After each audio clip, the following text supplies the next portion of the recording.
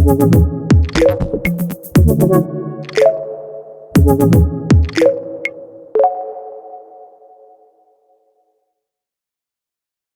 going on YouTube? It's Jose, aka KJ Lane Vision, back with another video. And today is January 20th, 2021, Inauguration Day. A new president, and for the first time ever, a female vice president. And not only a female vice president, but a president or a vice president, female of color. So it does show us that even though we are facing the problems that we're facing in this world of being separated, race can be said to be at an all-time, racism can be said to be at an all-time high right now. In my opinion, I don't think it's at an all-time high. I think it's just at an all-time high of exposure. I think this racism has always been there, just people have become less afraid to express their racism. But either way, it still shows there's a difference in the world that we live in today. Because just imagine, could you imagine in the 40s, 50s, 60s, 70s,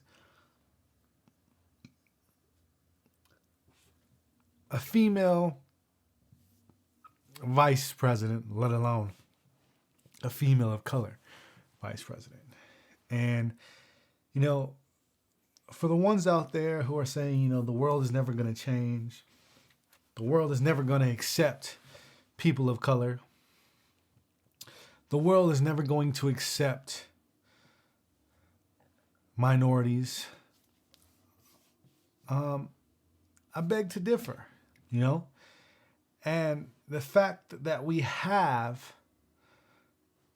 a woman of color as our vice president, to me, shows that that's untrue. Yes. Are we still going to battle racism? Yes. We'll probably be battling racism till the end of time. It's just, to me, it's like terrorism, the war on terrorism. Like, when they declared a war on terrorism, it was a war that I thought, you're declaring a war that's never going to end. We'll always be at war with terrorism. There's always going to be somebody who feels like, for whatever reason, they have to be a terrorist. The war on drugs, that's a war we'll never win. Drugs will always be there. Drugs will always be an issue.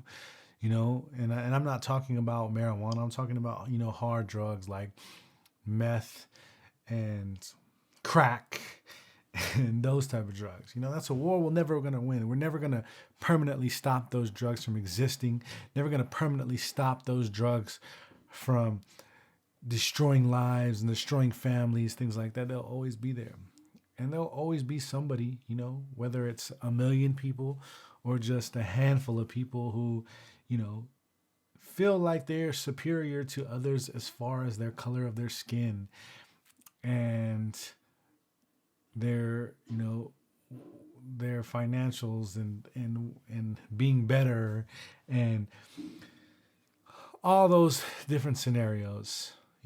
It's just a war that will never fully win as far as eliminating racism forever. But I'm here today to say that I'm proud of the world and the direction that it's going, regardless of the mishaps that we're currently facing, regardless of the situation that happened at the Capitol, regardless of racism being less afraid to be racist, regardless of all that, there is some good that's coming out of this. There is some positive that's coming out of this. And if you're not seeing that positive, and you're only focusing on the negative, then you're helping to keep that negative alive. Now, I'm not saying we just ignore it like it doesn't exist. That's not what I'm saying. What I'm saying is, as much as we speak about that negative, as much as we dwell on that negative, as much as we bash that negative. Let's do the same for the positive. Let's praise the positive that's coming out of this. Let's praise the good things that are taking place. Let's praise everything that negative is causing in a positive aspect. Don't forget about the positive to dwell and be sucked in to only be concerned about the negative, is what I'm saying. With that being said, I'll see y'all later. I just wanted to give, my take on the current situation that we're in. I didn't vote for Donald Trump and I didn't vote for Joe Biden. I have my reasons on both, but I do wish good luck to President Joe Biden and Vice President Kamala Harris. I hope y'all do good for the country, and we'll see how the next 4 years goes. Let's go.